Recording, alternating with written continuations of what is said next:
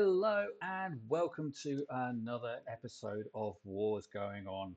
I'm Arcturus and I'm here on the Forerunner server to bring you the latest in what's going on in Watcher of Realms. Please remember to join us in the comments and get involved on our Discord servers so we can make this a community podcast where you get involved and we build this on what you're interested in and we can talk about the things that pay attention to you. Please remember to like and subscribe because it really does help the channel. Normally, I would of course be joined by Sebastian Keynes, but unfortunately he is fighting the elements at the moment and I very kindly, Win has volunteered to join us as in his place. Win, do you just want to introduce yourself? Good afternoon, everybody. I'm Win the Gray. Most people, if they know me at all, would know me either from the global server, where every once in a while I place on leaderboards. I am also the infamous maker of the Shamir video with Susie. At the time, her channel was Ivy League Gaming. So talking about how to use Shamir properly. So yeah, that's pretty much my pedigree here in Watcher of Realms. Yeah, and Win has obviously been on our channel previously to do a great video which talked about Voroth and different ways to use him. I will provide a link to that down below in the description. So Yes, thank there's you. not a great deal to talk about in terms of what's going on the Forerunners. Obviously, we're still anticipating the new patch notes to come in the near future for the global update. Um, there is this currently the Meadflow Fest, which is the Moonton tribute to Oktoberfest. And obviously, there's the Lucky Roulettes and the Wizard's Hordes, which are quite a nice way of getting free rewards. And then there's these two skins, one for Hollow and one from Eona. They're pretty nice skins, but I think you've got to be someone who's really into summoning to get them because they're way, way, way down here in the spiritual altar, aren't they? So the Eona Right. one at 19,000. So it's not one I'm picking up this time round.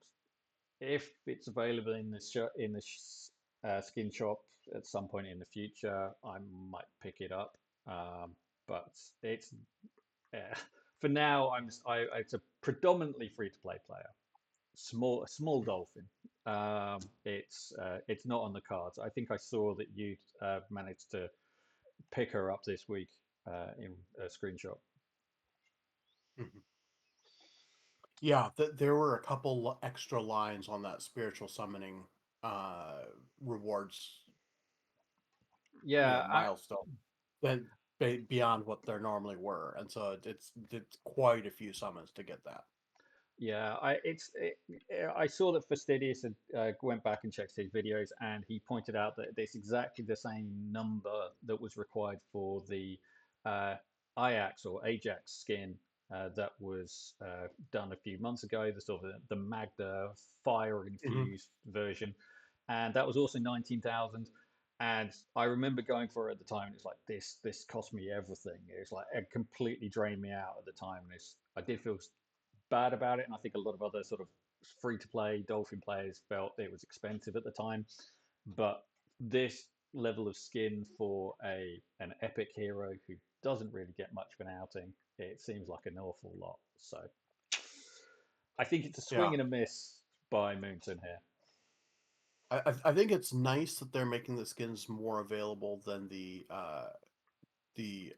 Omega boards, where Mm, that you know what I'm talking about, where they had the Setrum and the Zilla 2 boards, where yeah, unless you were the the billionaire whales, that's the yeah, those were just flat out of reach for most people. So I think this is a move to making them slightly more available. But yeah, it's still an investment to get one of those. So yeah, you better like the hero. Hollow is much lower threshold to get, yeah. It's and like also more use. more $13, and you get a load of blue stones with her as well. So it works out. Yeah, it's probably about $1.50 a stone. So and you get some diamonds on top as well. So in terms of value for money, it's probably not a bad one if you're interested in buying a stone, buying one. But yeah, it's as with all of these things, your mileage varies on what you put your value in. Individual budgets are things that people should know on exactly where the thresholds are for themselves. Exactly. Right. There was, as mentioned, there was no Forerunner updates this week. So the first thing that we'll just go over is the viewer comments from last week. And we had one from Rod Clark, and he was hoping that all the updates come in one bulk. And based on the sort of the wording of the devs information was that they were going to try and push out as much as possible. And then he added a few other things that he really wanted, like an Attack on Titan Semra skin.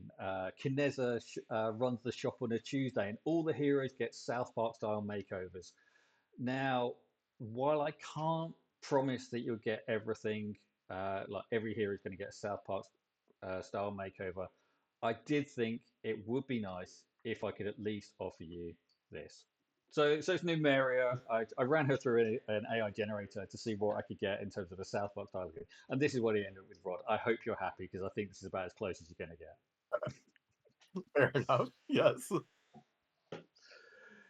Okay, so enough silliness, and moving on to the topic of the day, and probably the best way to talk about this is them as maybe bounce heroes. These are heroes who have a kind of a drop and replace mechanic, and you probably recognize most of the people here, and some that you might not have thought were fit into this category if you just ones like Orim, for example, uh, uh, his his kit is primarily based around boosting the crit rate and crit damage of allies, but that's like limited to about 30 seconds.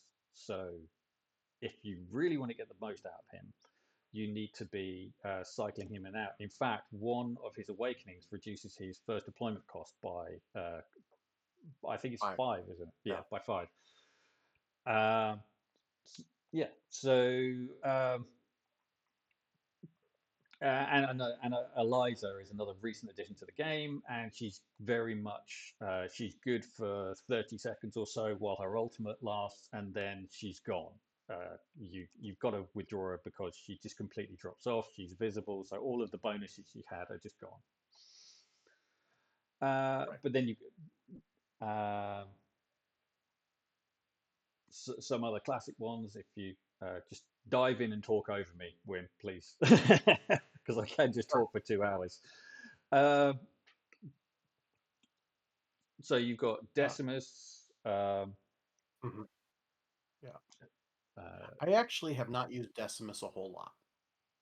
He's famous for the GR2, um, you know, clean off between shouts. yeah, I was lucky enough to get Ars and Sadie really early, so I've always just been placed and tanked it out. So I never went down the Decimus route.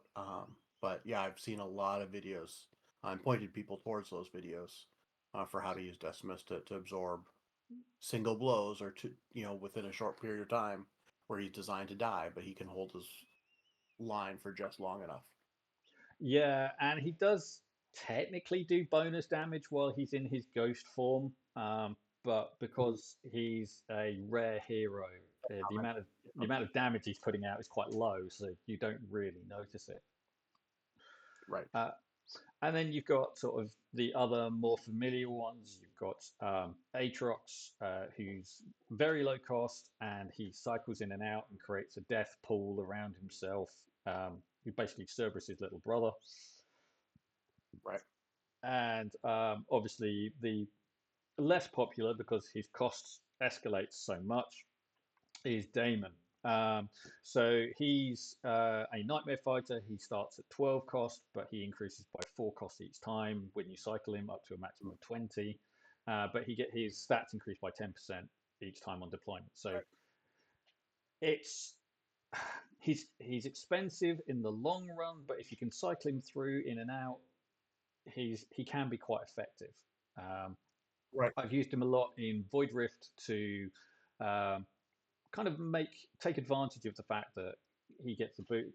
Brilliant, especially in the Ludwig stages where you've got those stupid tentacles that come out and you need someone to jump in, take them out, and pop out again. And that's Yeah. what he's really good at. And Atrox are both perfect for that. Those are the stages that just shine on both of them. Yeah. They also have a little bit shorter of a respawn timer, so you can drop them in. And with Daemon, there's a good chance that he'll survive as well, so you can get some of the cost back by selling them. Yeah, So that's so true, especially when in stages where cost is really limited. Having heroes jump in and out, there is a penalty because you're going to be jump. You might lose them because they die because that's their nature. Or yeah, you want to keep cycling them as quickly as possible, and yeah, the more cost you can retain, the better. agreed. Uh, Yes. One hero who's on the screen at the moment, who we haven't talked about, is Kaede, and I don't have him. I know that he's quite good at this. I'm just going to dive over to the gallery to pull up his skills. But if you want to talk about him while I'm doing that, I've primarily used him for his death effect, but he's also a summoner. Um, but on his death effect, he lets off a chain of it's about 60 hits all at once.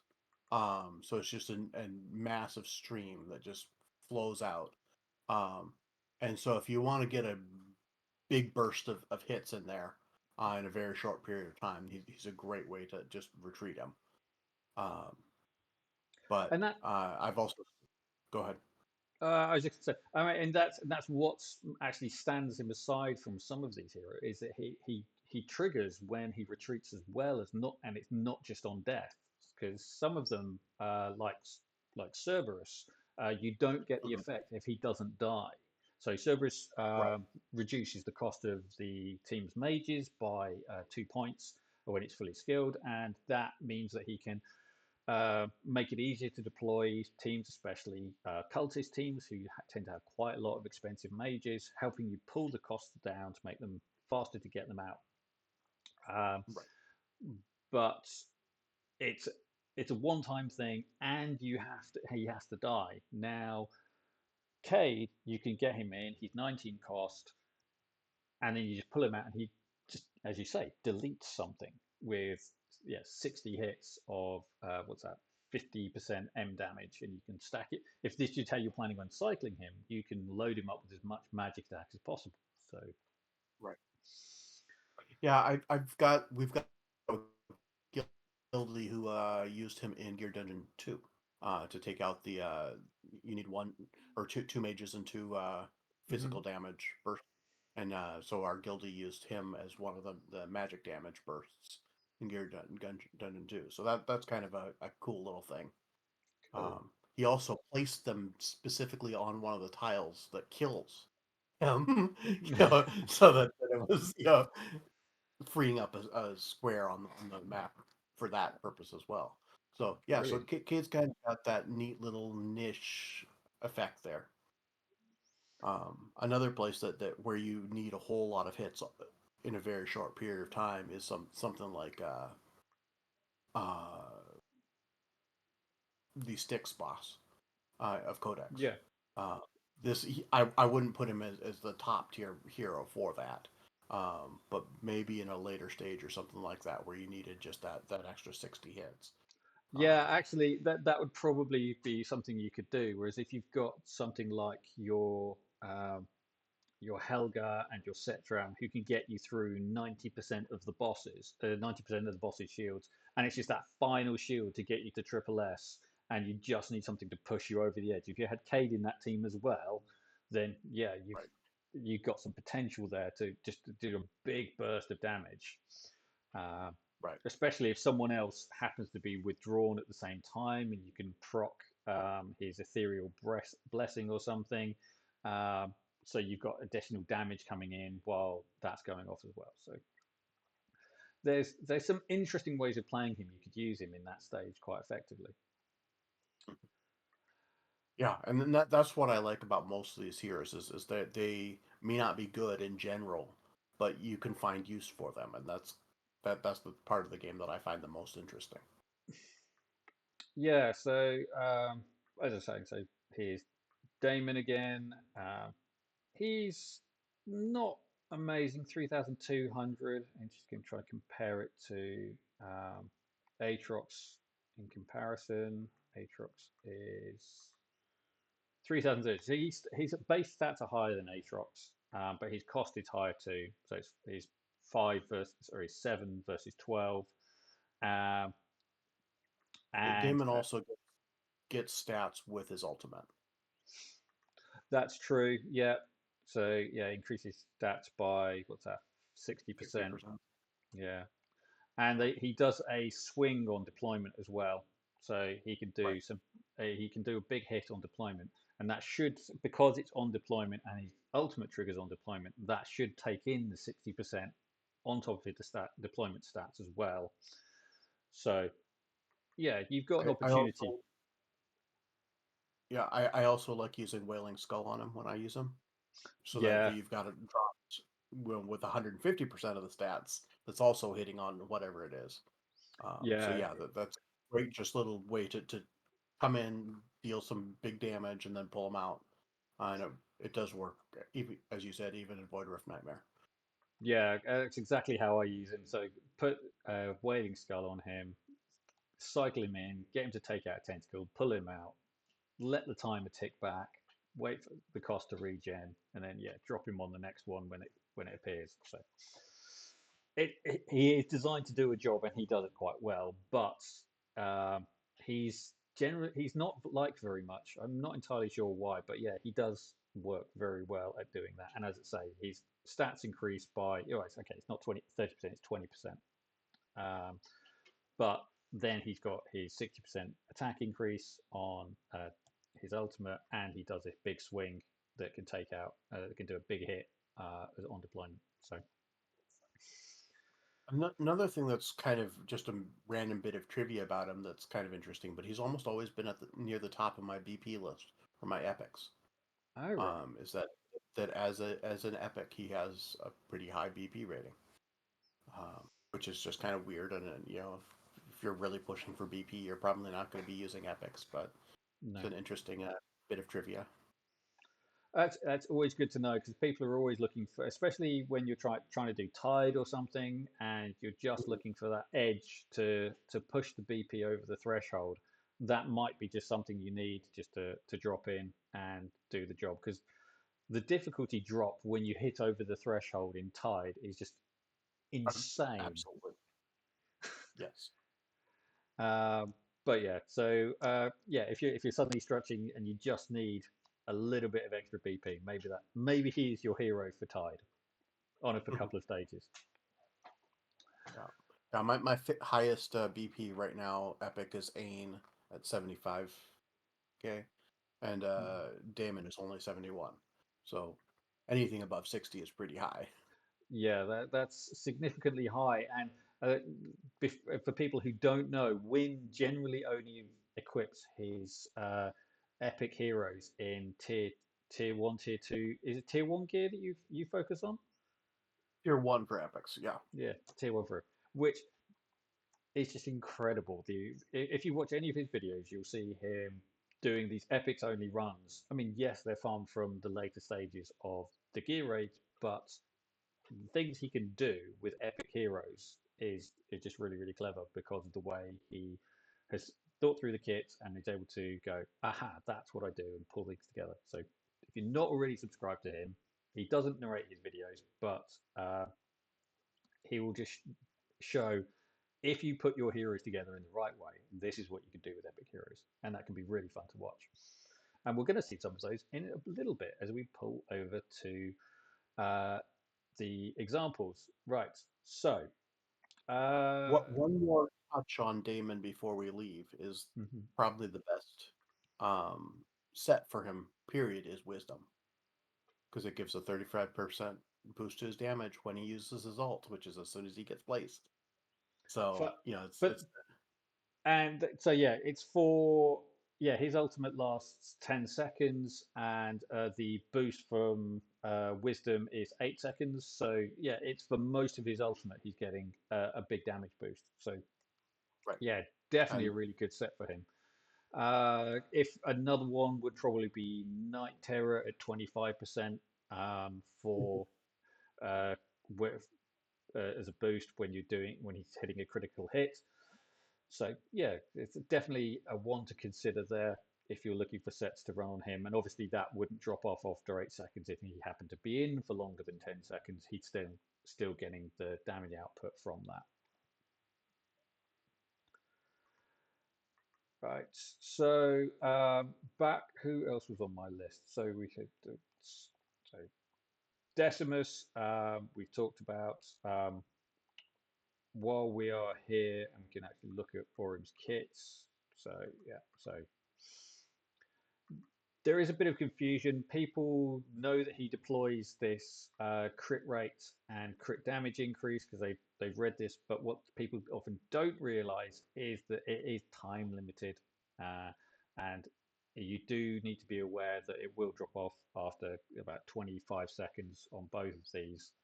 So yeah, right. he is very much a hero who does this for a little bit and then will need to be pulled back. And it's an odd thing to be thinking, I need to pull back a defender Mhm. uh, in order to make use of him. But as we'll show in a moment, if you use him in certain ways, that can be really, really clever to ways of bringing a big damage boost in for a short period of time by boosting crit rate and crit damage, and then pulling him out and replacing it with another unit. Right. And it's it's the Awaken 3. Yeah, so it reduces that first deployment cost. And that's one of the things that people don't like about him is the fact he's 25 to deploy, which is up there with Torodors as the top two most expensive defenders to deploy. And he's not overly tanky, and he's not overly high in attack, so you can't do the Torodor build a defender as a fighter strategy for him very well. Uh, but yeah, it's kind of what you have to do to kind of get the most out of him. Um, So I do think that he's a great candidate for Glacier. mhm. Um, and one of the things that I think that he works really, really well with Soul Cadence. Because Soul Yeah, Caden's ultimate gives him a boost to damage based off of attack and crit yeah, damage of allies. So if you build Aurum with a you know good Glacier set, you can get up to 17 or 18,000 attack, right? yeah, And you can also probably get 250 total crit damage without there. Is that the equivalent of say a Zilla 2? 18 no, and 250? No. yeah, But it's better than you'd expect from a tank. And you don't need crit rate, So he's there just to provide a big pool of stats, and then if he's also providing the crit damage to all the allies, yeah. uh, that all feed into Soul Cadence just before Soul Cadence delivers a big burst. He can actually participate in a big hit completely passively. Yeah, especially when Sokadins is providing a massive penetration boost as well during his ultimates. Yes, So anything you're throwing in is going to be doing a lot more damage than you would normally think. So the fact that you're only getting 17,000 on him, you've then got to factor in, well, the defense is that much lower because of Solkadin's ultimate. So yeah, he'll be putting out a lot more damage. so yeah, so that I think he fits well with the faction, but he's Yeah. a infernal blocker rather than a northerner blocker. Yeah, I mean, northerner blockers are there to take punches and punches and punches and just keep going despite being punched. And you've got Brokir on one hand who just turns into his ice block, and then you've got Oleg who just will not die if you've got his shields big enough. So yeah, Right. they're they're just ones who are really really good at just taking the hits and keeping on going. Whereas this guy is designed to come in, block for a short period of time while a big hit is done, and then you pull him back and you might put something else in his place as a short period of time. Right. Or just not even have anything there at all. Yeah. But yeah, it's his just long enough to hold the boss until the boss hit bar zeros. Yeah. Okay, so talked Atrox Cerberus. Haven't actually pulled Cerberus's kit up, but we have talked about it at length, which is so mostly you want the reason he's got to die is so that he can trigger this talent to get. He's really cheap to deploy. He goes in, he dies, and then he's reducing the cost of allied mages. But you can do some clever things with him as well, but in Arena, if you're trying to use him as a cost, you almost use him as a cost generator because you place him for 9, and when you pull him back, you get 8. So he's nearly cost neutral, and you can use that as a quick way of getting cost into the battlefield. Right. While still killing stuff. Yes. Yeah, while still dealing damage, which is something that a lot of the other cost generators can't do.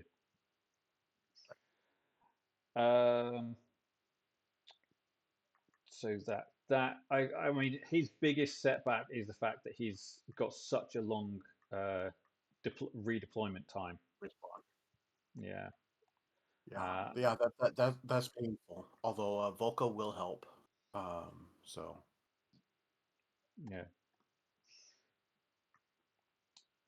And that's true of all of these things. Volca A1 will apply to all of these heroes. So no matter who they are, and you can get some really short respawn times if you're running Volca A1. I mean, she's almost mandatory if you're trying to do this fast cycling of these heroes. Right. Okay, so those were the core ones, and we'll have. I think we'll just jump over and have a look at some examples of them in use, and then we'll pop back and we'll talk about some other honourable mentions who fit into this category. We've got Eliza in GR3, and GR3-19. Yeah, she's taking on the place of where you would normally put Hatssut. On the right side, correct. Right lane. So, screen resolution is a little bit painful. Yeah, sorry about this. This is the highest resolution I could get through this, but it's basically you've got not Theoden, but Idril. That's Esme. And Esme in the middle, and then you've blinked and missed it, but you had Eliza come in, take this guy out on the right hand side, and he's popped her out again on her fast respawn because it's 20 seconds off her respawn time, and he's running a Volca A1, well Volca A5 because it's Win, but so he's got her 40 seconds reduced by a further 25%. And so she's really fast respawn time. She comes in, pops what she does. You're going to keep her in to get the ones in the top corner and then pull her out, I guess, is the strategy. Right. Yeah, I wasn't quite sure if I'd have enough from Idril. So I wanted to keep her in. Oh. Yeah, and as she gets to the higher awakenings, her ultimate actually lasts a decent amount of time. So yeah, so then you can pull her. Yeah, and then you're running Laurel to recharge Idril's ultimate, so she's ready to go again for when the next batch come in, either from this right hand corner or the top left. And interestingly enough, we didn't include Laurel as a bounce hero in our list, but she's probably the most well-known bounce hero that there is. This particular run is using her not as a bounce as much, so she's also got for restoring regen with her ultimate, and also boosting ally damage when they use their ultimates. So she's also a buffer. Yeah, but most people use her purely for her bounce effect. Yeah, which is that massive 50% rage regen to the 8 squares around her when she's either dies or is withdrawn. So I mean that just shows how effective that Eliza can be. She can get some really big multipliers going from her kit. He says diving back to check her stats again. Um, so her ultimate can trigger for she gets 100% damage increase during her ultimate on, and then she's doing if she manages to kill an ally, each of her attacks are doing up to 3 attacks based on an A5. Yeah, so she can put out a lot of damage very, very quickly. I think it's like 600% damage plus 20% damage increase bonus because if she's attacking an aerial unit, so Right. she can do some serious damage.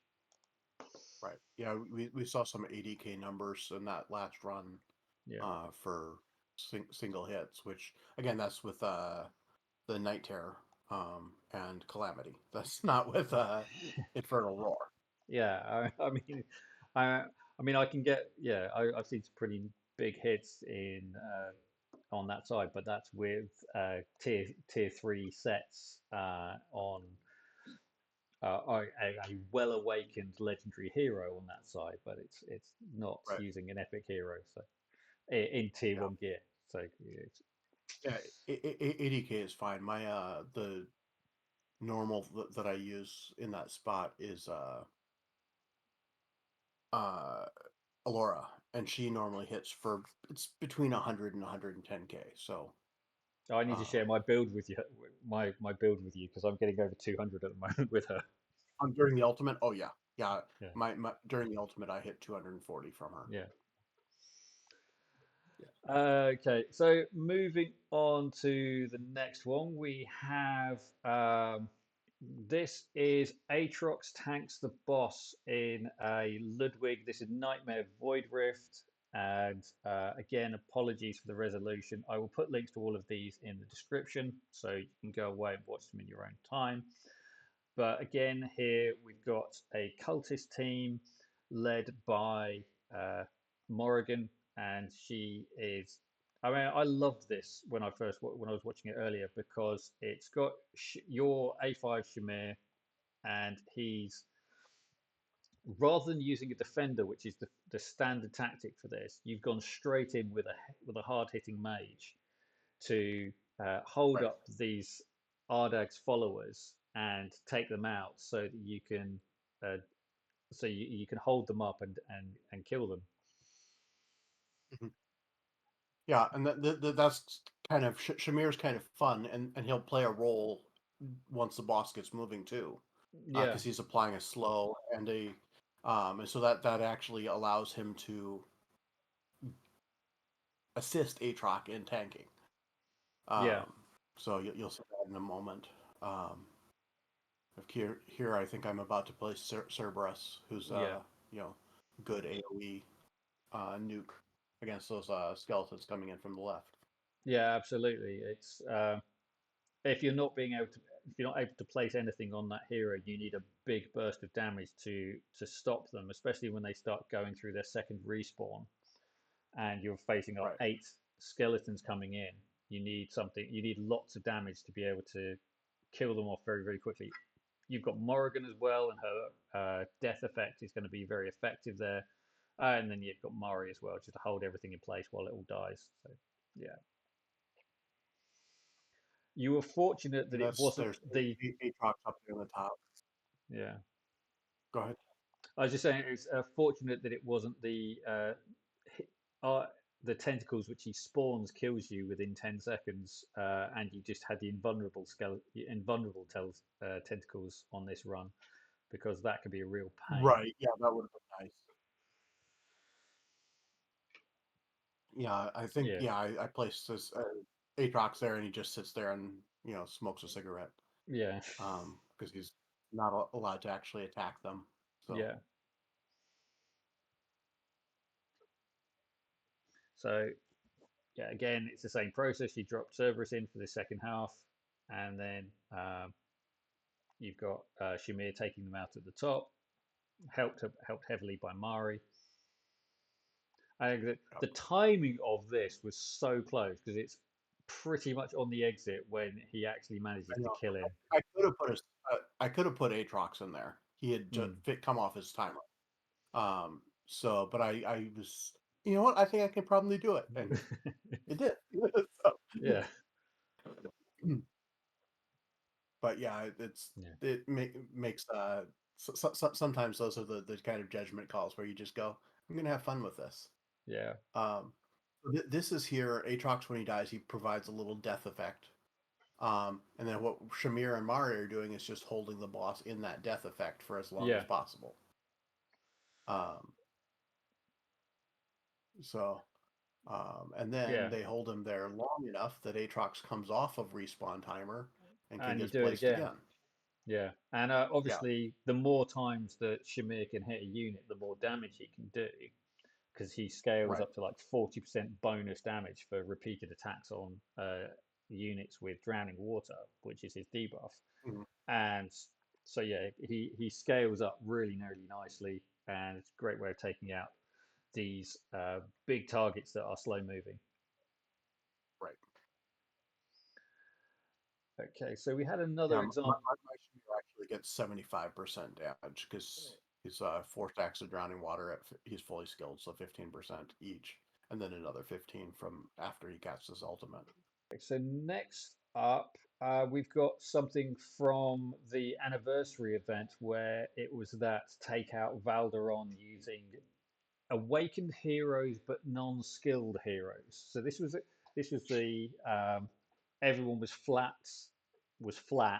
Oh no, sure, it was gear didn't make an effect, but everyone was max skilled, and you could have any awakenings you had applied, but there were no artifact effects, and there were no uh, yeah, and there were no artifact effects. So it was an interesting way of letting you Were play artifacts around. there were artifacts allowed in this one because Ah, it was the Cerberus is tower. It exclusive was the artifact. tower. Yeah, Yeah, the the tower you yeah. couldn't. This one was some really hard content, um, and I limited myself pretty significantly because I wanted to use um, the 2 new heroes that we got from that event. So the Dahlia and the Honora. Yeah. So I limited myself to cultists and esoterists, and I wanted to showcase both of those heroes. What people ran into is that placement of heroes in the middle was Mm, really a pain in the neck. I dropped a Cerberus there, and his death effect is just ticking away, and that's aided. His exclusive adds some poison there, but yeah. that allowed me to get that Captain Reeve there and finish them off instead of just instantly getting pummeled to death and dying Yeah. because the cost was a big factor in that placement. Yeah. Exactly. And Hard to get, and then a you've also healer, and then made the rest of your battle easier because all of your mages are now 2 costs cheaper, so you're able to get them out that little bit faster. right. And I really wanted Captain Reeve in that center square because Valderon ends up crossing that square something like 6 times over the course of the battle, and it's Yeah. also perfectly positioned to limit almost everybody else who moves across the map. So that was just such a good place. But if you didn't have uh, a tanky enough tank, which Captain Reeve is not the tankiest of tanks, Yeah. uh, then that cluster of bad guys at the beginning would finish them off Yeah. before you could get the healer out. So I thought that was just a fun way to use Cerberus. Um, Yeah. that opened up a lot of stuff. And then, of course, the rest of the Honora and the Dahlia was just kind of interesting testing them out. Um, Yeah. This Dahlia's was there. Go ahead. no. I think it's really nice just to see sort of like this is Anora running at. Sorry, it's just I don't know what's going on there. It's so Anora is just chewing her way through, and she's able to get it's a nice way of showing her off. She was still relatively new in the game at that point, so it was a really nice way of demonstrating what she can do to everyone. Obviously now on Forerunners and hopefully soon on Global, her ultimate range is going to be extended by 2 tiles in the left and right. So she's going to have a bigger range, which is going to make her a lot more useful to people in more content.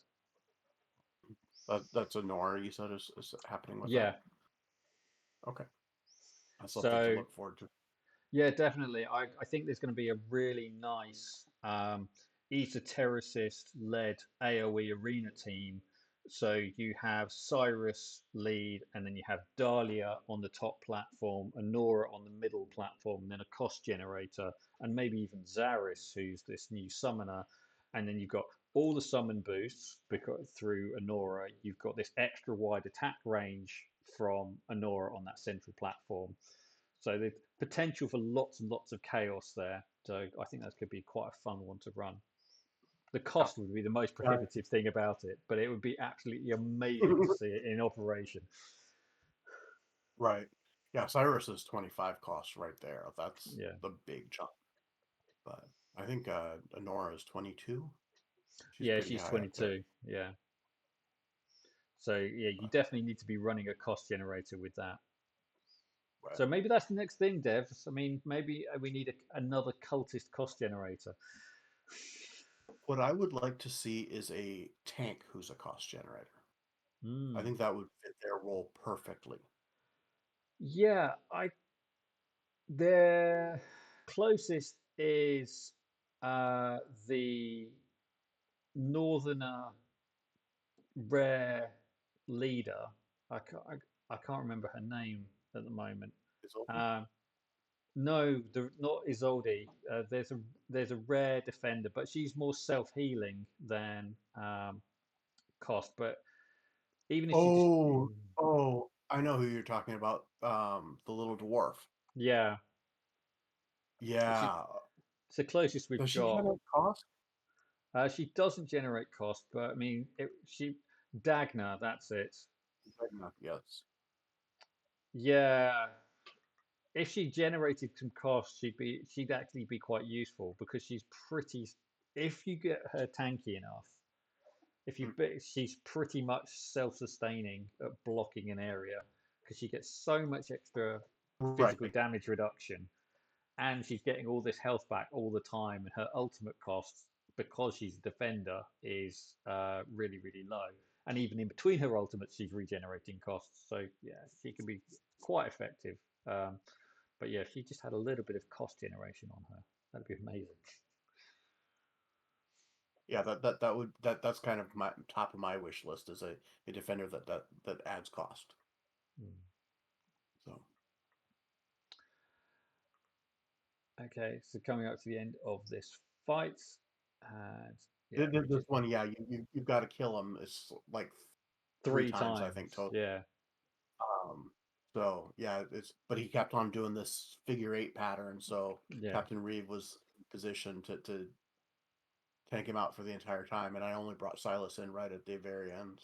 So first up, we've got Orim in Guild Boss Nightmare 4. Yeah, Nightmare 4. I'll put out a caveat that I'm not a huge Infernal guy. Um, and I'm also not a real big fan of the Laurel Lael, rotation in and out. Mhm. But I was able to get just messing around, a 77k run with Solkadins, Zillatu, Hex, Dolores, and then Orim popping in and out. Volca was placed permanently, and then Leia and Laurel. So instead of alternating Leia, Laurel, and random DPS, I was doing Leia, Laurel, Orim. And Yeah. so, people who are more familiar with that mechanic. Um, but yeah, so I got 77k, which I'm not sure where that scales on, on an Infernal team. It's It's more than my Infernal significantly team, below but what I I'm not normally running do. Hex, so. Yeah. But yeah, I mean, So, but it's definitely a respectable score. So you can't complain about that. Right. Yeah. It's not a bad score. And that's an unskilled Orim too. It's A5, but um, I didn't invest any skill crystals, so that's he's an option there. That was Yeah, almost purely looking at what can I get damage out of the infernals, because the only non-infernal damage dealer was Volca. yeah. So yeah, so that was a place just trying to focus on Orim's ability.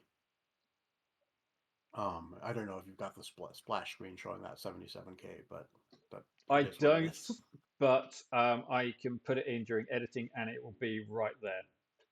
I'll put this. I'll put it Okay, up in a second.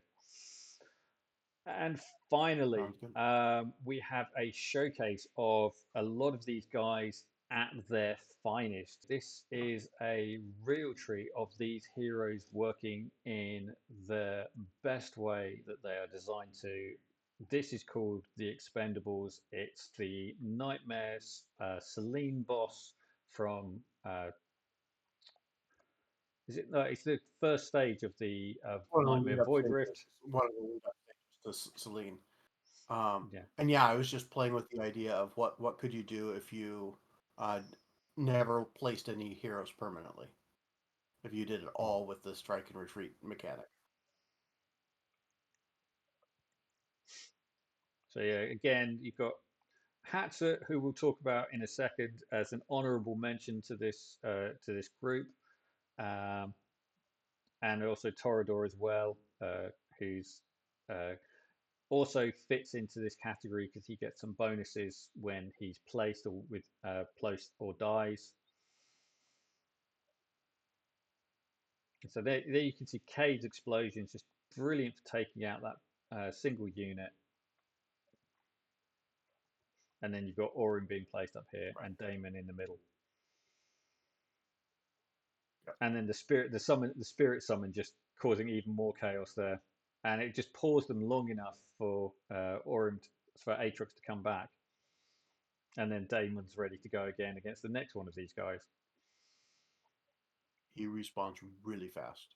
Yeah, it starts at 12, and then it's 20 seconds, then 30 seconds, I think, is at his top level.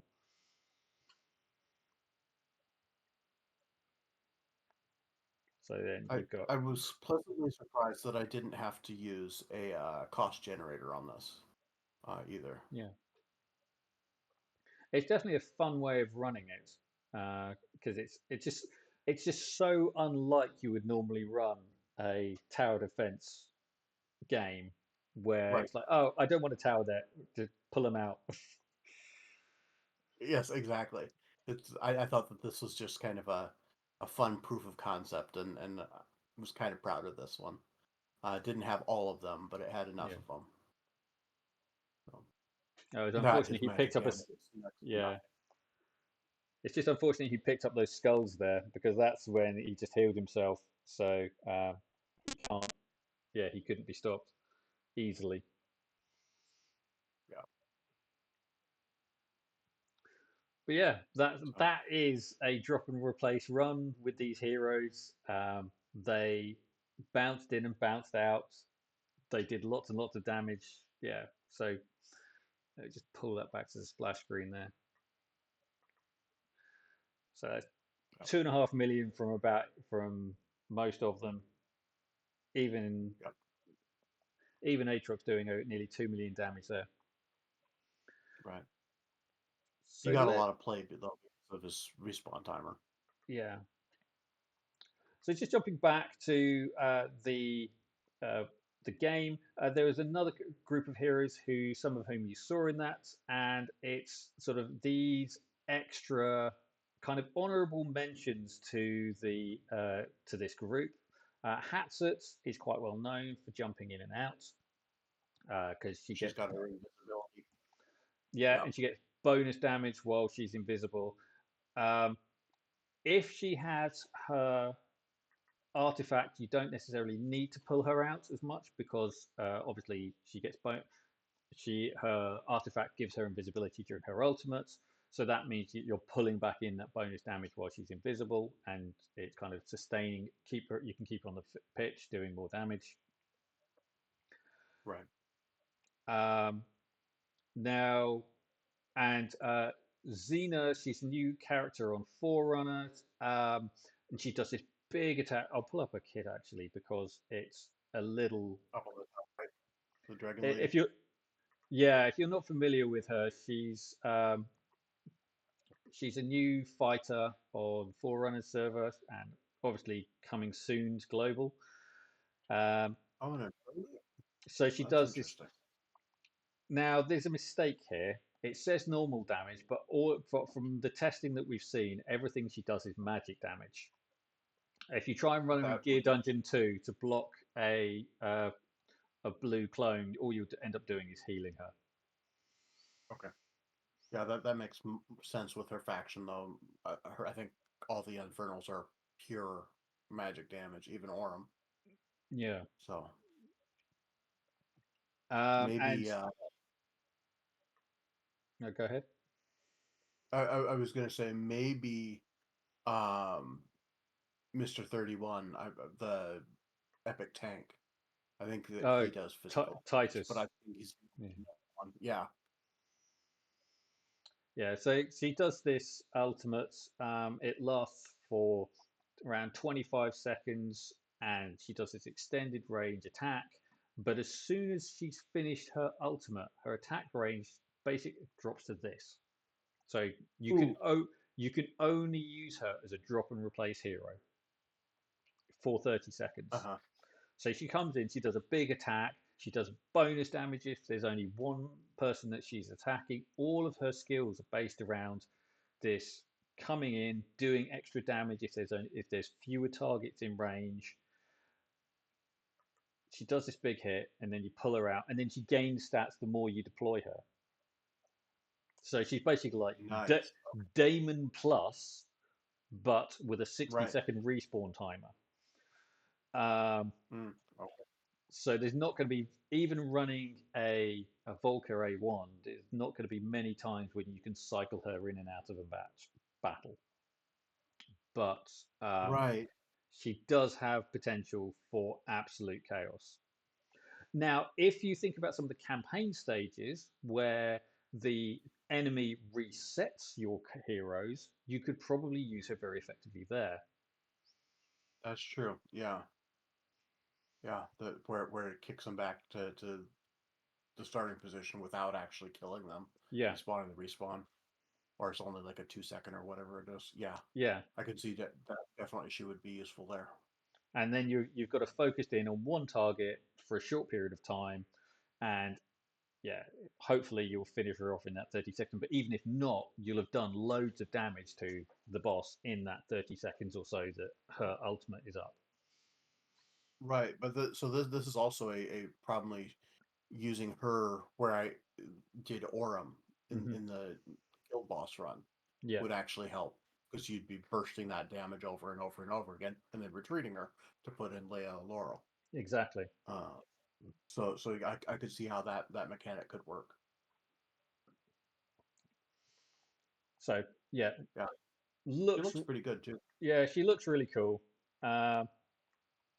But yeah, she's limited in how you can use her because of her respawn time. There's no reductions for uh, deployment. The cost of the first series deployment is reduced by 6, so her first deployment is 11 cost. Mhm. But even so, she's that respawn timer is a killer for a lot of content. Okay, one as so let me just talk about one who people might not think about as being of having any use, but I've been thinking about it a lot because I've just pulled Ivar, and that is Apsan. Now, Apsan, he's obviously he does his glory record where he does his piercing damage, which does bonus damage to air units. He does basically does 200% damage on his with a piercing javelin, and airborne units take bonus damage during that period. But it's only for a really short period. It's only for like 25 seconds after deployment. Again, 25 seconds. That was the same amount of time as Xena got her bonus damage involved. and his artifact basically adds battle spirit when glory record is in effect. So it's Right. all around building that. Now, if you do want to keep him in the field for longer, obviously Iovar's going to help because you can boost him up to 4. If he's in for 45 seconds, you're boosting him. Right. Sorry, if he's in for a minute, you're boosting him by 45%. And a lot of people complain that his damage isn't amazing, but Is 45%. he? Does he qualify as an archer? The Fire, fire. faction Lord bonus is all team members. Okay. Okay. So when deployed, all faction team members damage increases by 15% every 20 seconds, stacking up to 3 times. So yeah, he does get that 45% damage bonus. He doesn't get he doesn't boost the generation of flying swords for Iovar, but he does get the damage bonus. Gotcha. Yeah. But back to me going off topic, but getting back to the point, was that because of this glory record mechanic, and even the name makes it sound like he's coming in and coming out. Right. He comes in, he does his throwing spears, he's doing the bonus damage to flying units for 25 seconds, and then you pull him out, he runs off, and he comes back again and does it again later in the battle. But again, Right. relatively high cost, relatively slow redeployment time. There are things that they Mm-hmm. could do to him that would make him more effective. And I think playing into this bounce mechanic would work really well if they were looking at Right. reworking him. Mm-hmm. I would also love to see him with centaur-like health. As if you give him as much health as Edith or Mm-hmm. um, I think that because then you could slap some glacier on him. Yeah, But as it is, he's so his yeah, max health is nowhere near high enough to really benefit off of glacier. So I just thought it would have been cool if that was something that they did for all the centaurs, is that they were you know yeah. tanky. 25. If he had like 25,000 health, that would definitely be a big improvement for him because yeah, he's squishy. His damage is decent for a marksman, but underwhelming for a normal fighter. And I think Mhm. that's possibly yeah. If you view him Right. as a piercer lord taking on um, light armored units, he's great. But Mhm. yeah, in most cases, he's not going to be the one that you go to. Yeah. The place that I used him is when I first started. I had Silas, but I didn't have um, his Vienna, bond skill yeah, for a very long time. And so my center of grade 3 was a little bit painful, and so I often had to drop a couple fighters in there to take down the boss, just to yeah, add the extra damage. And so Apsan was absolutely one of the ones that I used early on, before I got the Vierna Silas. yeah, Um, yeah. On my global and account, I had him pretty early, and I was determined to see if I could make him work in some way, and I did okay. But yeah, he's not arrogant. He's not Zilla 2. He's got his right, niche, but most of the time you're coming up against things which have got normal armor or heavy armor, and then he just completely drops off because he can't keep up because he's not got any magic in his kit, which both of those have got in one way or another, that mean that they can deal with those enemies. But against an Ardag's follower or any light armored units, and he could just throw his he spear. pulverizes. Yes, Yeah, he just annihilates them. yeah, yeah. Those yeah, the ADAX followers are extremely vulnerable to piercing. I Hmm. was blown away by how easy it is with marksman. Yeah. Right. So, Apsan. So we just talk about. Um, so we did briefly talk about Hatssut, wherever she's hiding. I can never find her because I have her skin on, so I never recognize her anymore. Um, Yep.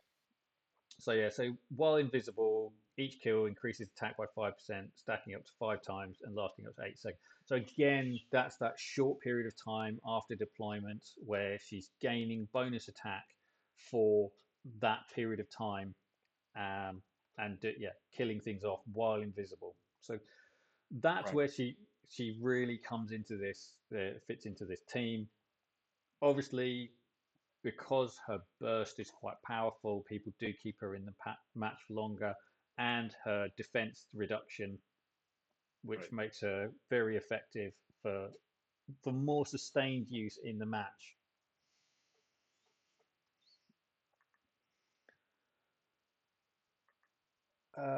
Diving Okay. on to Torodor. The Torodor, he's so this is the key bit in his talent here. So additionally, when Torodor is deployed or revived, he increases attack and defense by 20% for 15 seconds. So Torodor, expensive, but you can build him as a fighter and who can take a big hit, so like a proper traditional bruiser type role. Right. And you can you can build him up. He can take the hits. He can put out the damage. He's got the potential to do stuns. He's got an exclusive gear, but I'm not 100% convinced his exclusive gear is working properly at the moment, which is supposed to increase his potential to stun um, That during would be great. with his atrocious trample. So his stun currently has like a 20%, 20 to 30% on base. Hellfire burning increases the percentage chance, but it doesn't tell you by how much. But the A3 increases that by another 10%, so that's 40 to 50%. And then Right. the gear adds another 10% chance on top of that. So you're you're moving up to relatively high percentages at that point. Mhm. Um, Yeah, and that would absolutely make him fairly effective as a fighter. So, yeah, because his defense break helps compensate for his lack of attack. exactly. And in any case, he's worth having around on the field anyway because it means all of your nightmare fighters are suddenly doing uh, this extra hit when attacking. Right. I'm also a fan of speed, and I love the Nightmare faction for speed. Yeah, Um, they are that fantastic at that. 35% um, speed boost is really up there when you get a hero with 400 or 500 speed. Yeah, it does make a hell of a difference, especially when you're trying to run something like Kineza in a in a very speedy way to dodge the incoming attacks. So yeah, you need that extra speed to buff her dodge mechanics so that she's got more survivability. Right. Yeah, I've gotten my Kineza over 1,000 speed. Uh, once all bonuses are counted. Yeah, Um, which is still not 100% dodge rate.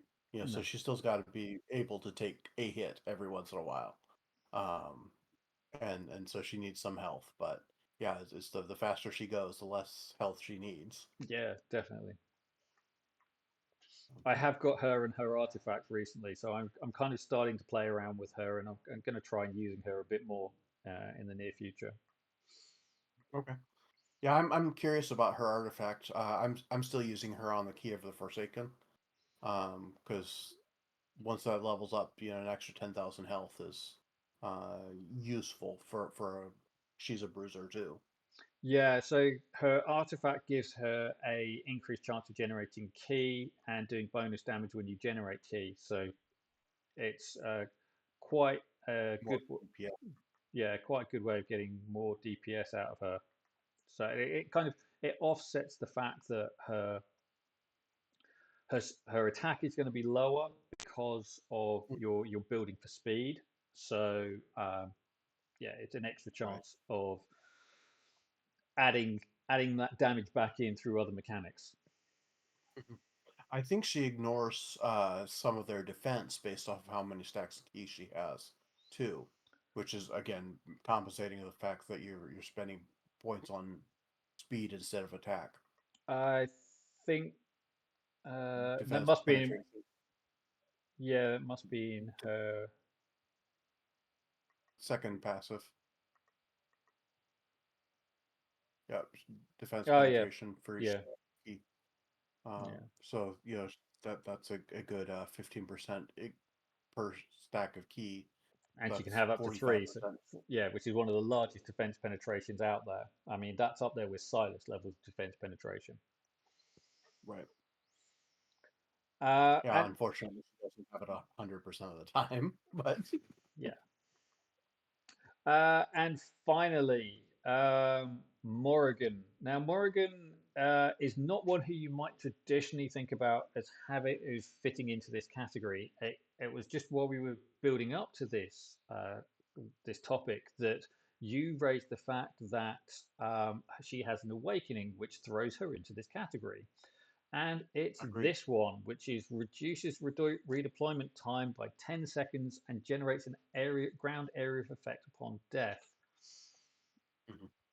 And that's kind of interesting because that allows her to kind of be a little bit of a platform Cerberus. Mm-hmm. Um, but she's also got other things in her kit where she gains bonuses the longer she's on the battlefield. So that there's kind of which direction do you want to take her. But I like the fact that she's got that flexibility that you could use her either way. And as when I got her to A3, I moved her to Curse Gear instead of Soulbound Arcana. Because Soulbound Arcana, of course, you don't want to withdraw them at any point. Yeah, so obviously, uh, this skill, the Curse Pack, does bonus damage based on the amount of time she's on the pitch. Um, Yeah. Now, I wonder if you were running her ultimates, sorry, running her exclusive artifact, which makes this a permanent feature after a certain amount of time, whether that would stay active a after a death, um, or whether Hmm. it would have to be activated again. But even so, it's only about 40 seconds, so it's a relatively short amount of time to get it back up again. Right. Yeah, and so you could certainly use her that way. Um, so I just thought it was kind of an interesting thing. I just recently got her to A3, so I haven't played with that a whole lot yet. Yeah, well, we look forward to seeing more content from you on this topic. Um, and really, thank you very much, Win, for joining us today, for covering for Sebastian while he's dealing with with the real world. And yeah, um, that's it for today. It's been great fun. Please do remember to like and subscribe and to check out Win's channel for all of his videos on these topics. Thank you. Have a good one.